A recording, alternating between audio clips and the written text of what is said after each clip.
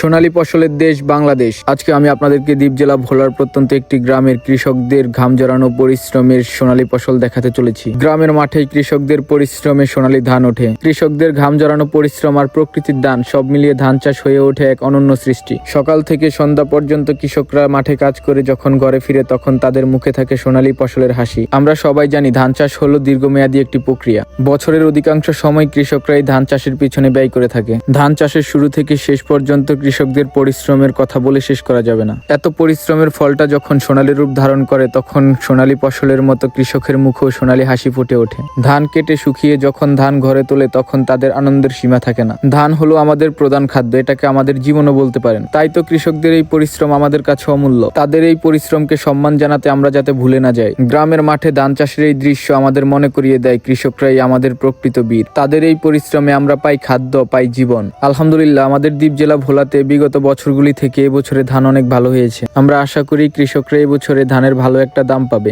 আজকে আমি আপনাদের মাঝে দ্বীপ জেলা ভোলার প্রত্যন্ত একটি গ্রামের ধান কাটার দৃশ্য তুলে ধরার চেষ্টা করব। ভিডিওটি সম্পূর্ণ দেখবেন এবং ভিডিওটি ভালো লাগলে অবশ্যই লাইক, কমেন্ট, শেয়ার এবং পেজটি ফলো করে পাশে থাকবেন।